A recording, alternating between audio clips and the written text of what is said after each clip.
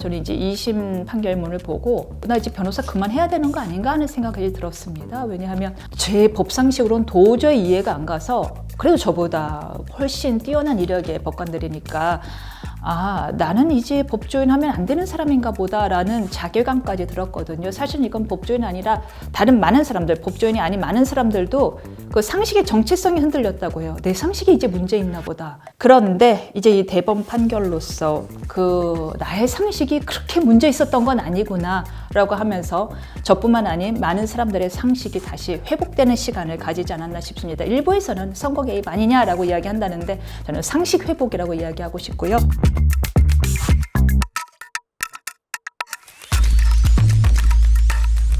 안녕하세요. 정치대학의 교양필수 과목이 돌아왔습니다. 지난 5월 3일이었지요. 이재명 대표의 공직선거법 위반에 대한 대법원 판결이 이루어지고 난 다음에 많은 분들이 저희 지난 2심 판결문 분석 영상에 찾아오셔서 성지순례라는 댓글을 달아주셨습니다. 아유, 감사합니다. 잘 맞춰줬다 이런 내용이었는데요. 칭찬은 감사합니다만 솔직히 말씀드리면 그냥 법상식, 기본적인 법상식을 갖고 있는 사람이라면은 응당할 수밖에 없는 분석이었기 때문에 과찬이라는 말씀 드리겠습니다. 아무튼 이번에는요, 대법원 판결이 나왔습니다. 파기환송 취지로 나왔지요. 그 의미를 한번 가져볼 텐데요. 1번 간단하게 그 요지 살펴보고요. 2심 분석 내용과 거의 유사하기 때문에요. 간단하게 짚어볼 테고요. 그 다음에는 이번 판결의 의의에 대해서 짚어보는 시간 가져보도록 하겠습니다. 먼저 대법 판결의 요지 간단히 읽어보면은 대법원은 이재명 대표에 대한 허위사실 공표죄 공직선거법 위반 사건에서요, 원심 일부를 파기하고 사건을 고등법원으로 돌려보내는 파기환송 판결을 했습니다. 그렇다면 어떤 부분이 유죄 취지라고 보았는지 보면은 일단 다들 아시다시피 고 김문기 처장과의 골프 관련 발언이 있을 테고, 그 다음에 백현동 관련 발언이 있겠지요. 이거에 대해서는 일부 유죄 취지였고요. 여기에서 대해서는 거의 전부 유죄 취지였습니다. 알지 못했다. 이 부분은 인식의 문제라서 처벌할 수 없다라고 한 1심과 2심의 판결이 그대로 유지되었고요. 일부 유죄라고 본 부분은 뭐냐 하면은 이제 골프를 치지 않았다라는 발언을 한 적이 있는지, 있다라고 한다면 과연 그 발언은 허위인지 여부에 대한 판단이었습니다. 원심은 골프를 치지 않았다라는 발언을 한 적도 없다라고 보았습니다. 발언 자체가 없다라고 본 것입니다. 그 이유는 뭐냐면 그냥 모른다라는 말을 설명하기 위해 사회자는 골프 질문 묻지도 않았다. 그냥 이재명 대표 피고인이 모른다라는 말을 하는 과정 중에서 그냥 보조적인 논거로 나왔을 뿐이므로 그를 독자적 발언이라고 볼 수도 없다라고 보았는데, 이에 대해서 대법원은 과연 독자적 발언이냐, 독자적 발언이다라고 보았습니다. 사회자가 묻지는 않았다 하지만 분명히 발언하지 않았느냐. 게다가 검사가 공소장도 변경하였다. 교유행위가 있었는지 여부에 대한 내용으로 공소장도 변경한 다음에 이 발언을 문제 삼았는데, 이건 그렇다면 별도의 교유행위에 대한 공소가 있었던 거 아니냐, 기소가 있었던 거 아니냐 따라서 이에 대해서는 독자적 발언이 있었다고 봐야 되고 별도로 평가해야 된다라고 보았고요. 두 번째, 그렇다면 이 발언이 허위였다고 볼 수 있느냐에 대해서도 원심은 아니다라고 보았지요. 여기서 그 유명한 확대된 거, 조작이란 표현은 확대란 다른 표현일 수도 있다라고 이야기를 했습니다. 이에 대해서 많은 아실 겁니다. 많은 패러디가 따라왔지요. 이에 대해서 대법원은요, 조작의 일반적인 의미는 그냥 허위란 뜻이다. 일부만 떼서 보내준 것이다. 혹은 확대된 것이다. 라고 해석되기가 어렵다 하면서 원심의 그 너그러운 해석이 틀렸다라고 봅니다. 설령 피고인 측에서 주장하듯이 사진이 찍힌 날은 이날인데 골프를 친 날은 이날입니다. 그런데 사진 이거를 4명 이렇게 여러 명 찍었는데 이렇게 해서 4명만 해서 보여줬기 때문에 마치 요날 사진을 찍어처럼 거 보였는데 그거 사실 아닙니다. 라는 게 피고인의 말의 취지라 하더라도 허위인지 여부는 유권자, 선거인을 기준으로 판단해야 하는 건데 선거인들의 관심은 과연 피고인이 김문기 처장과 해외 출장을 가서 골프를 쳤는지 안 쳤는지가 관심인 거지 사진을 찍은 이 날에 골프를 쳤는지가 관심이 아니었다. 아, 골프 친 거 사실 아니었냐. 근데 조작이라고 말하면서 안 쳤다는 취지로 말하지 않았느냐. 따라서 이것은 허위 사실을 말한 것으로 봐야 된다라고 말했습니다. 해당 부분을 읽어드리자면요. 일반 선거인의 관심은 피고인이 김문기와 함께 간 해외 출장 기간 중에 김문기와 함께 골프를 친 사실이 있었는지 여부이지 해외 출장 기간에 특정 어느 날에 골프를 쳤는지가 아니었다. 일반 선거인으로서는 피고인의 이 사건 골프 발언을 실제로는 피고인이 해외 출장 기간 중 다른 날 김문기와 골프를 쳤고 해당 사진이 촬영된 날에는 골프를 치지 않았다라는 취지로 이해할 가능성이 거의 없다. 그냥 골프 치지 않았습니다. 소리로밖에 해석이 더 되겠느냐라는 거죠. 따라서 이 부분 유죄로 모아서 파기환송을 하였습니다. 다음은 백현동 부분을 볼까요? 백현동 부분은 제가 그때 2심 판결을 분석한 것보다도 더 엄격하게 2심, 원심을 꾸짖었습니다. 원심은 백현동 발언 부분을 또 무죄라고 보았지요. 그 근거가 뭐냐면 1번. 공직선거법 허위사실 공표죄는 피고인 등의 행위에 대한 허위해야 되는데 피고인의 행위가 아니었다라는 이유였고요. 원심은요. 두 번째는 허위도 아니었죠. 그냥 압박의 표현, 다른 표현이었다라는 것이었습니다. 여기에 대해서 일단 피고인의 행위가 아니었느냐에 대하여 대법원은 간단히 아주 명징하게 이야기를 합니다. 피고인의 행위가 맞다. 뭐냐? 국정감사 왜 나왔느냐? 용도 변경 상향 결정이라는 피고인의 행위가 있었는지 없었는지에 대한 이야기를 하기 위한 자리 아니었느냐. 피고인의 용도 변경 상향 결정이라는 행위가 특혜였는지 아니었는지를 위한 자리였다. 근데 이 자리에서 허위 사실을 말했으므로 이것은 피고인의 행위에 대한 설명이 맞다라고 이야기를 했지요. 원심은 뭐라고 했죠? 피고인이 나와서 이야기하면서 국토부 직원의 협박이 있었다라고 얘기했으므로 피고인의 행위에 대한 얘기가 아니라고 했으나 피고인의 말을 분절해서 다 끊어서 사후적으로 해석해서는 안 된다라고 하면서 이례적으로 굉장히 길게 꾸짖으면서 피고인의 행위가 맞습니다.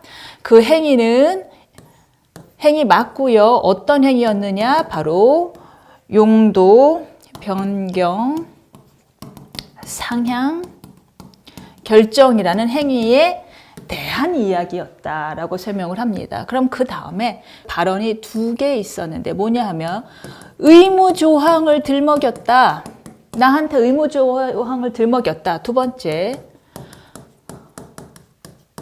직무유기로 문제 삼겠다라고 하였다. 이제 협박이 2가지 수단으로 이루어졌다라고 이야기했는데 이것이 허위인지에 대해서도 저는 이 부분은 그래 검찰 쪽이 잘못했다 이야기를 너무 왜곡해서 표현해서 공소사실에 쓴 면이 있다라고 했는데 이 부분 역시도 대법원은 허위라고 보았고 직무유기에 의한 협박도 허위라고 보았습니다. 의무조항 을 들어 압박한 사실이 있는지 여부에 대해서 대법원은 뭐라고 했냐면 국토부 압박을 설명을 하면서 계속해서 언급한 조항은 의무조항만이 유일하다. 그리고 다른 법률은 언급한 적이 없다. 그렇다면 국토부가 법률을 들어 우리를 압박했습니다라는 걸로 듣는 사람 입장에서는 의무조항을 들어서 나를 압박했나 보다. 피고인을 압박했나 보다로 받아들일 수밖에 없기 때문에 의무조항을 통해서 압박을 했다라는 표현 을 허위라고 볼 수밖에 없다라고 대법원은 봤고요. 그 다음에 직무유기를 문제 삼겠다라고 협박한 적 없다. 이 부분은 1심에서 다 드러나지 않았느냐. 성남시 공무원도 증인으로 불러서 다 들어봤고, 국토부 직원들도 증인으로 들어서 들어봤고, 그 다음에 공문도 확인했고, 그 공문 그냥 저기 판단하십시오. 사람을 불러봐도 문서를 봐도 뭐든지 다 직무유기로 협박했다라는 증거는 전혀 없으니 이 부분은 허위가 맞고, 이거를 단순한 압박의 다른 표현이다라고 보는 것은 2심의 잘못이다라고 명진하게 보았습니다. 그래서 거의 1심 내용과 유사하게 1심에서 유죄라고 본 부분들이 다시 유죄 취지로 파기환송된 것이지요. 그렇다면 이 대법 판결은 어떤 의미가 있느냐? 공직선거법상 허위사실 공표죄의 허위의 의미, 그리고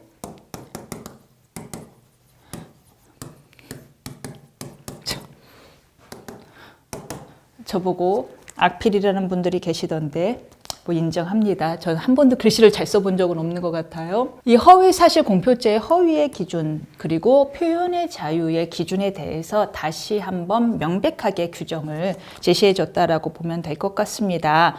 허위의 기준은 무엇이냐? 유권자가 기준이다. 왜? 공직선거법 제250조 제1항 허위사실 공표죄예요. 이것의 입법 목적은요, 유권자의 올바른 선택을 보장하기 위함이 그 입법 취지입니다. 유권자가 올바른 선택을 해야 되기 때문에 유권자에게 혼돈을 줄 수 있다면, 유권자의 혼돈을 다소 유도한 면이 있다면 그거는 허위라고 봐야 된다는 거죠. 예를 들어 볼까요? 이거 네가 한 거야? 라고 했는데 제가 그냥, 왜 말버릇이 그런 사람이 있잖아요. 그냥 리액션으로 하고 보는 사람. 자기 의도는 그건 아니었어요. 이거 네가 한 거야? 해서 상대는 이거 저 사람이 한 거구나 라고 받아들였어요. 근데 내 의도는 난 네 말을 듣고 있어. 난 네 말을 경청하고 있어의 일 뿐이지 나는 그 뜻이 아니었습니다 라고 이야기를 할 때, 공직선거법이 아닌 다른 법이라면 오케이, 이 사람의 의도는 그게 아니었으므로 피고인에게 유리하게 해석해 주는 것이 맞습니다 라고 해석할지 모르겠지만, 공직선거법상 허위사실 공표죄는 무엇이냐? 유권자가 오도하는 판단을 하지 않게 함이 허위사실 공표죄의 입법 취지다. 그렇다면 유권자 기준으로서는 하면 내가 했어로밖에 더 받아들이겠느냐? 유권자를 기준으로 하라라는 겁니다. 표현의 내용이 다소 불명확하거나 피고인의 주관적 평가가 개입된 경우라 하더라도 유권자에게 명백히 사실관계를 왜곡하는 효과를 주는 경우에는 허위로 간주될 수밖에 없다라고 이야기를 합니다. 근데 표현의 자유에 제약이 오는 거 아니냐? 이 사람은 그냥 하는 게 말버릇이야. 나 듣고 있어. 그게 그 뜻이야. 여기서도 다시 한번 기준을 강조하는데요. 그건 일반인의 경우다. 일반 국민에게 주어진 표현의 자유와 공직선거법 선거에 나온 후보자에게 주어진 표현의 자유가 같을 수가 없다. 일반 국민이 공적 관심사에 관하여 의견과 사상을 표명하는 경우와 같이 너그럽게 보면 안 된다는 것입니다. 해당 부분 읽어드릴게요. 어떤 표현이 허위사실 공표에 해당하는지를 판단할 때는 후보자의 정치적 표현이 과도하게 제한되지 않도록 유의해야 된다. 일부의 과장 정도는 허용된다는 거지요. 그러나 공정한 선거를 통하여 보호하고자 하는 것은 뭐냐면, 일단 우선이 표현의 자유가 아니다. 선거인의 알 권리다라는 거죠. 따라서 그 표현의 의미는 여기서 중요합니다. 후보자 개인이 우선됐어도, 후보자 개인의 기준이 우선됐어도 안 되고, 여기서 엄중하게 꾸짖습니다. 법원의 기준이 우선됐어도 아니죠. 그 법원 뭐겠습니까? 2심 법원이겠죠. 바로 선거인의 관점에서 해석해야 되고, 어느 정도의 허위사실이 후보자의 표현의 자유라는 이름 아래 용인될 수 있는지는 허위사실이 선거인의 공정한 판단에 영향을 미치는 정도에 따라 판단해야 된다.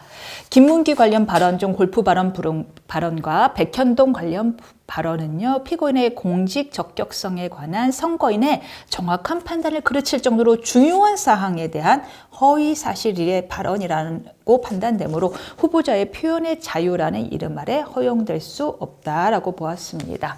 그래서 의 공직선거법상의 그 허위와 표현의 자유의 충돌에 대해서 기준을 제시했다라는 게 의의고요. 세 번째 또 어떤 이유가 있느냐. 의례적으로 원심 판결을 상당히 여러 번, 그것도 길게 꾸짖습니다. 원심이 발언의 맥락과 전체적인 의미를 고려하지 않고 자의적으로 해석한 부분이 많다라는 거를 여러 곳에서 지적을 하는데요. 어떤 한 부분을 좀 떼서 읽어드려 볼까요? 앞서 본 법리와 같이 어떤 발언이 허위사실 공표에 해당하는지 여부를 구체적으로 밝혀보기 위해서는 그 발언의 의미를 확정해야 되는데, 그 발언의 의미를 확정할 때에는 사후적으로 개별 발언들의 관계를 치밀하게 분석, 추론하는데 치중하지 마라. 추론을 했다라는 거죠. 사후적으로 추론했다는 거죠. 아마 피고인의 뜻은 이런 것일 것이다. 그거 하지 말고 발언이 이루어진 당시의 상황과 발언의 전체적 맥락에 기초하여 일반 선고인에게 피고인 기준 말고 법원 기준 말고 일반 선고인에게 발언의 내용이 어떻게 이해되는지를 기준으로 살펴보아야 한다. 중략 이와 달리 연결된 발언의 내용을 사후에 인위적으로 분절한 다음 각 구간에 개개의 발언을 구분하여 각각의 의미를 파악하고 다시 각각의 의미를 합치거나 재조합하여 연결된 발언 전부의 의미를 새기는 것은 하나로 자연스럽게 연결된 발언의 의미, 프랑켄슈탄 판결이라는 거죠. 하나로 자연스럽게 연결된 발언의 의미를 일반 선고인이 통상적으로 이해하는 방식이라 할 수 없다. 저는 솔직히 대법원 판결이 이렇게까지 2심 판결문을 꾸짖는 경우는 처음 봅니다. 너 이런 식으로 판결할래? 거의 화내고 있는 거지요. 이런 엄중한 비판은 사실 하급심 법원에 대한 사실상의 경고로 읽히고요. 이렇게 해서 3심 갖고 올라오지 마. 거의 창피해 이런 표현으로까지 들리고 자기 반성적 자세가 담겨있는 대목이라고 보면 되겠습니다. 또한 의미가 있는 부분은 뭐냐면 다수의 보충 의견이 있습니다. 이제 다들 아실 거예요. 보충 의견과 소수 의견의 차이. 보충 의견은 다수 의견이면서 and 첨언하자면입니다. 결은 같이 하는데 첨언 하나 더 붙이자면 왜 이렇게 신속하게 이루어졌는지에 대한 설명이었습니다. 대법원 선고가 굉장히 빠른 시일 내에 이루어진 것은 사실이죠. 이에 대해서 다수 의견에 참여한 대법관들은 보충 의견을 통해서 그 이유와 필요성을 명시적으로 언급을 했는데, 피고인이 제1야당의 대표이자 유력 정치인 아니냐, 이 장기 미결 상태가 지속될 경우 오히려 정치적 불확성이 커져서 사회적 혼란을 야기할 우려가 크다. 그리고 두 번째는 뭐냐면 이미 공직선거법 위반 사건 633 너무 시간 지연되지 않았느냐. 공직선거법 633 원칙 지키라는 그 원칙에도 위배된다라는 거고요.